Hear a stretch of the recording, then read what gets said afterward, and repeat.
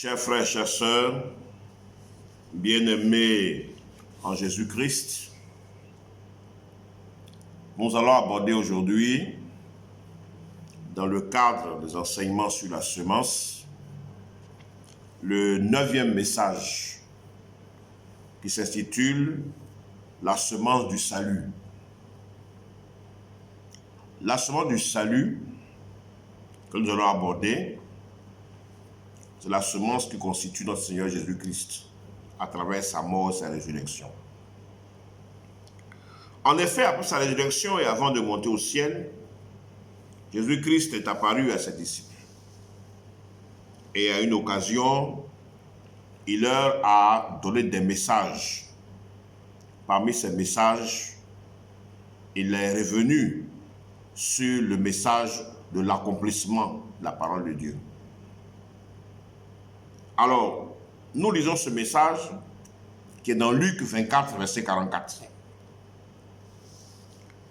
Puis il leur dit, « C'est là ce que je vous disais lorsque j'étais encore avec vous, qu'il fallait que s'accomplisse tout ce qui est écrit de moi dans la loi de Moïse, dans les prophètes et dans les psaumes. »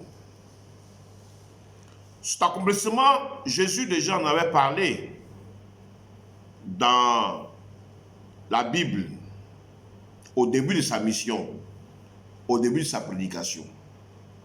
Il avait dit dans Matthieu 5, verset 17, « Je ne suis pas venu abolir la loi et les prophètes, mais je suis venu accomplir. » Et cette parole a eu son accomplissement. Cette parole a eu son accomplissement et sa démonstration dans Matthieu 17, versets 1 à 5.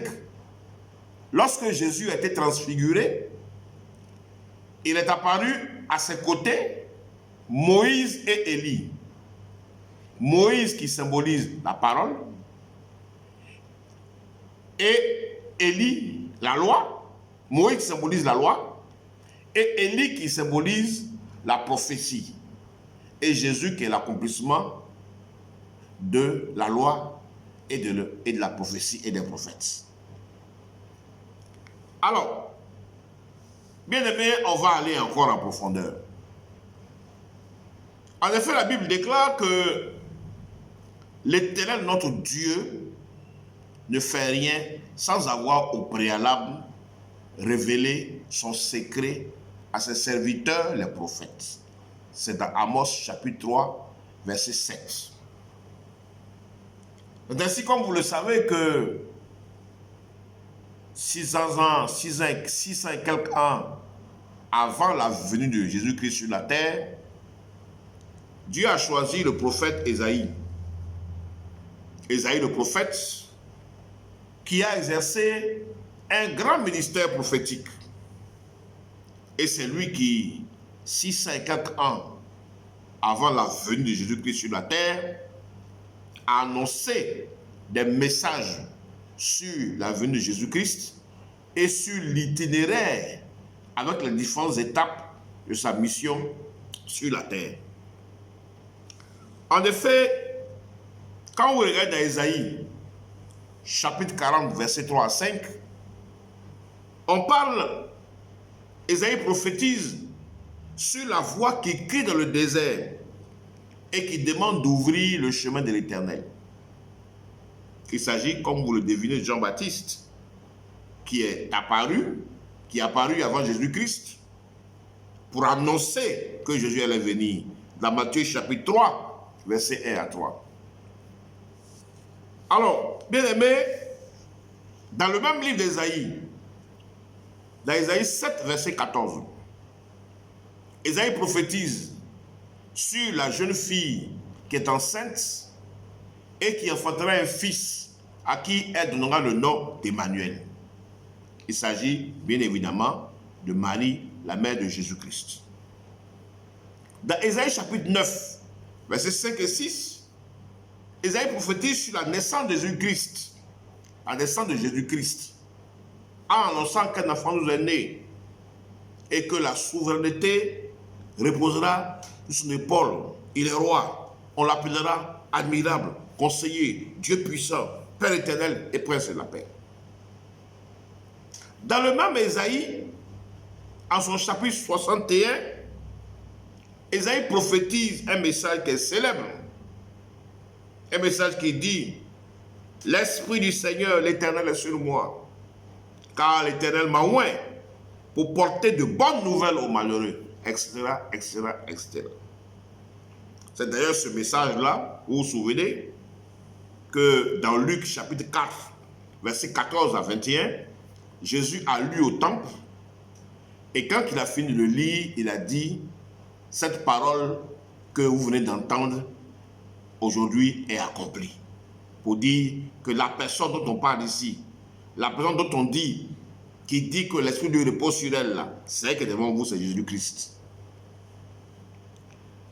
Enfin, pour arriver au chapitre 53, versets 1 à 12 du livre d'Ésaïe, Ésaïe prophétise sur les souffrances, sur la mort de Jésus-Christ, qui a été blessé, qui a été maltraité, qui a été humilié, qui a été tué, pour que le salut soit offert à l'humanité.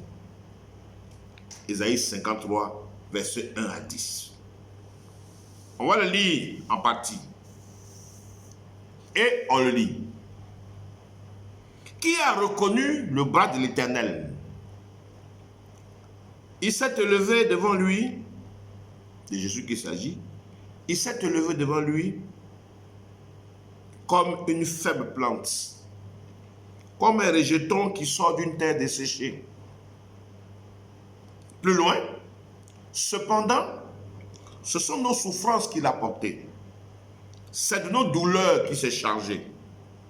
Et nous l'avons considéré comme puni, frappé de Dieu et humilié.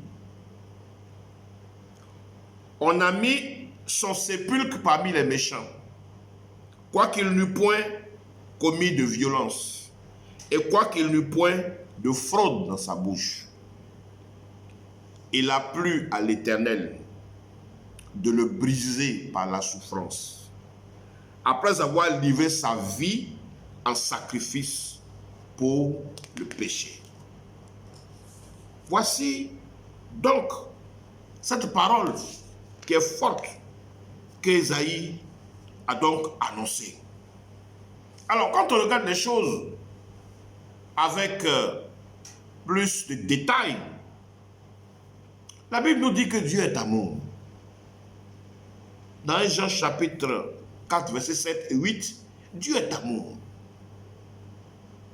Et lorsque Satan est venu demander à Dieu la permission de tenter Job, dans Job 2, verset 6, Dieu a dit à Satan: je te livre Job, mais je t'interdis de le tuer. Or, la Bible dit que Jésus-Christ est le Fils bien-aimé de Dieu, en qui il a mis toute son affection. Dieu lui-même a parlé. En disant cela, pendant que Jean-Baptiste baptisait Jésus-Christ, vous le verrez dans Matthieu 3, versets 16 à 17.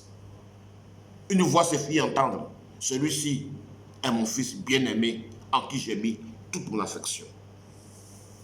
Alors, mon frère et ma soeur, ce que je dois savoir, autant Dieu a aimé Jésus-Christ, autant Dieu aime les hommes. Et il a tellement aimé les hommes, justement, dit la Bible. Il a tant aimé le monde, il a tant aimé les hommes, qu'il a sacrifié son Fils unique en le livrant aux mains de Satan et des hommes, afin que ce Fils soit maltraité, blessé, humilié, tué et enterré, pour que cet ensevelissement-là produise le fruit du salut à travers la résurrection. C'est ce qui est écrit dans Jean chapitre 3, verset 16, où on dit: car Dieu a tant aimé le monde qu'il a donné son Fils unique, qu'il a livré son Fils unique. Donc, Dieu a sacrifié son enfant pour que le monde obtienne le salut, pour que le monde soit sauvé. Oui, Jésus a été tué. Jésus a été enseveli après avoir été maltraité par les mains des impies. Et sa mort fait de son corps une semence qui a été mise en terre pour produire le salut. Donc, c'est aussi un symbole du sacrifice. Jésus a été sacrifié, mais c'est un sacrifice qu'il a accepté par amour. Et comme il a accepté par amour pour nous d'être sacrifié, alors Jésus nous demande aussi, à nous qui l'aimons, à nous qui sommes ses disciples, d'accepter aussi notre part de sacrifice.